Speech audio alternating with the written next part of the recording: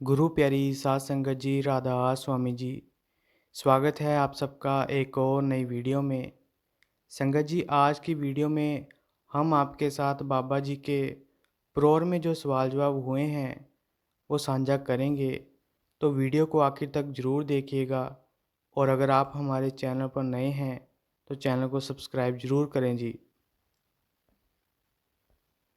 एक भाई ने सवाल किया कि बाबा जी, आपने कोविड में बोला था कि आप सब सेंटरों में आओगे, तो बाबा जी आप आए नहीं, तो आप हमारे सेंटर कब आओगे? बाबा जी ने कहा, बेटा ऐसा करो, आप सब मालिक को बेनती करो कि एक बाबे का क्लोन बना दें। 4-5 बाबे बना लेते हैं। एक को हिमाचल में छोड़ दिया और एक को पंजाब में छोड़ दिया और एक को कहीं और छोड़ दिया। इस बात पर सारी संगत हंसना शुरू हो गई और बाबा जी भी हंस पड़े। फिर भाई ने कहा, सरदार जी बच्चे जिद्दी हो गए, अब तो मानना ही पड़ेगा। बाबा जी ने कहा, अगर बच्चे जिद्दी हो जाते हैं ना, तो माँ बाप सीधा भी कर लेते हैं। बाबा जी ने मुस्कुराते हुए कहा, ਤੁਹਾਡਾ गलत बाबे नाल पाला पै गया। फिर एक लड़की ने सवाल किया कि बाबा जी, सेवादारों के प्यार से मैं यहाँ खड़ी हूँ, आप ही मेरी दुनिया हो, जब भी ठोकर लगती है तो आपके पास चली आती हूँ। बाबा जी ने कहा, बेटा मेरी दुनिया तो संगत है। बाबा जी ने कहा, बेटा जब ठोकर लगती है तभी हम सीखते हैं। हमने कभी भी हिम्मत नहीं छोड़नी। हमने अपने कर्मों का नतीजा नहीं देखना, हमने तो करनी करनी है। फिर एक भाई ने कहा कि बाबा जी, मैं आपको कुछ लाइनें सुनाना चाहता हूँ। बाबा जी ने कहा, अगर मैं ना कहूँ तो आप मान जाओगे, फिर भी आपने सुनानी है तो सुनाओ। फिर भाई ने एक शब्द गाया, सुन सज्जन प्रीतम मेरेया। बाबा जी ने कहा, बेटा आपकी आवाज़ तो बहुत अच्छी है, आपको तो अपने सेंटर में शब्द गाने की सेवा ज़रूर करनी चाहिए। फिर एक भाई ने सवाल किया कि बाबा जी, 2015 में मुझे नामदान मिला था, कोशिश की, आगे बढ़ता रहा।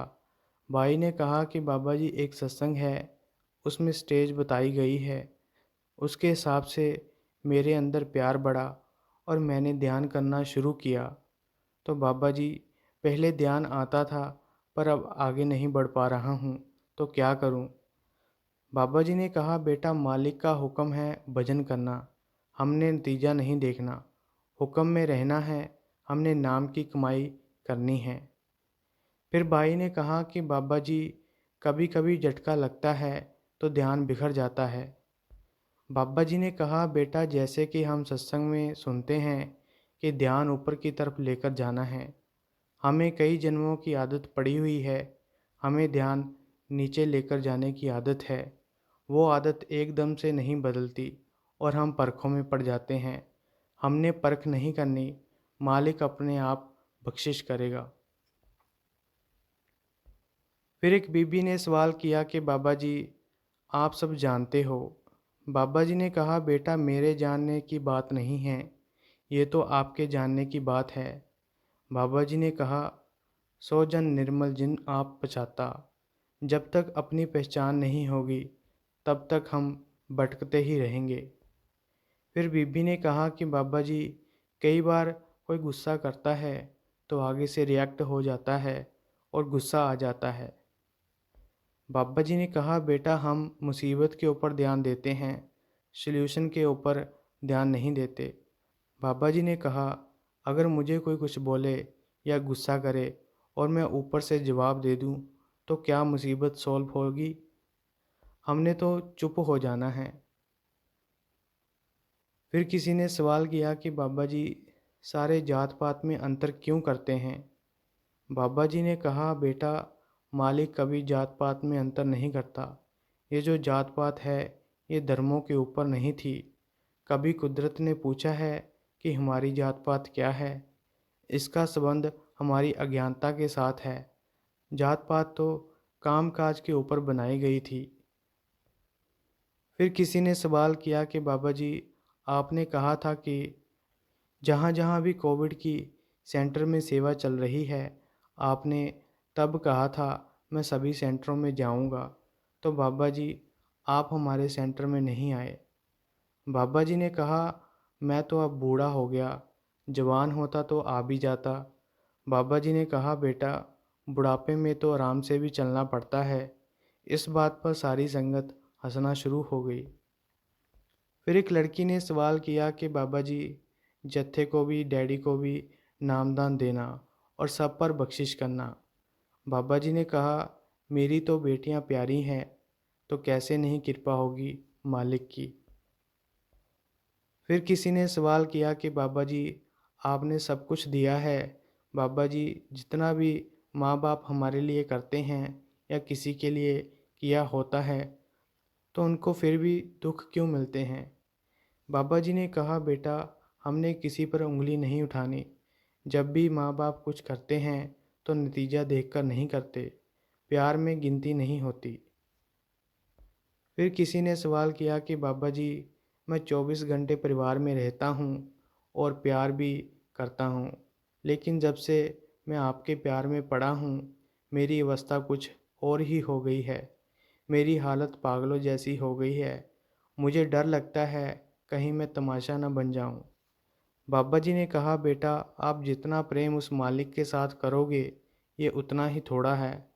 बाबा जी ने कहा कबीर साहब की वाणी है, अगर मुझे परमार्थ में कोई पागल बोले तो मैं पागल ही ठीक हूँ। परमार्थ में हमने प्यार की गिनती नहीं करनी।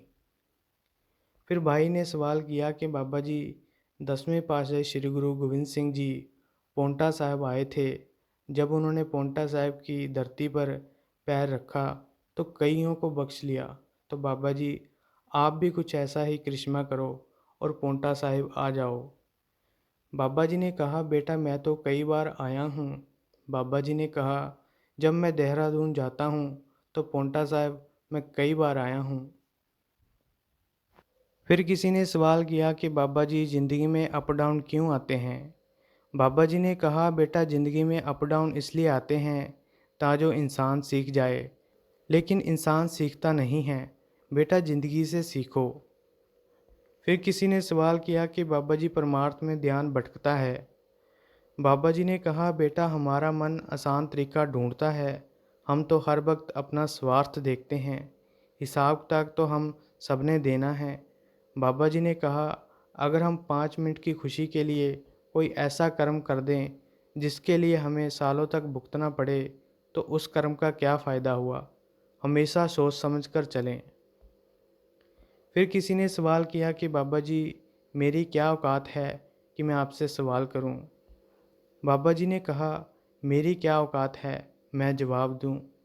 बाबा जी ने कहा परमार्थ की दौलत मालिक ने सबको दी है, फ़र्क बस इतना है कि जिन्होंने पहचान कर ली हम उन्हें गुरमुख बोल देते हैं और जिन्होंने पहचान नहीं की उन्हें मनमुख बोल देते हैं। हमने तो सबने इकट्ठे होकर चलना है ताजो हम मालिक की तरफ बढ़ पाएं। किसी ने सवाल किया कि बाबा जी किस्मत क्या है। बाबा जी ने कहा बेटा जो हम कर्म करते हैं ना वो इकट्ठे होकर हमारी किस्मत बनती है। अब ये आपके ऊपर निर्भर है कि आपने क्या करना है, अपने कर्मों का हिसाब किताब कैसे देना है। फिर भाई ने कहा कि बाबा जी नामदान क्या होता है। बाबा जी ने कहा बेटा नामदान का मतलब होता है मालिक से रिश्ता जोड़ना। नामदान एक जरिया है मालिक के साथ जुड़ने का। तो संगत जी ये थे कुछ सवाल जवाब। अगर आपको ये वीडियो अच्छी लगी तो लाइक शेयर और कमेंट करें और चैनल को भी सब्सक्राइब ज़रूर करें जी।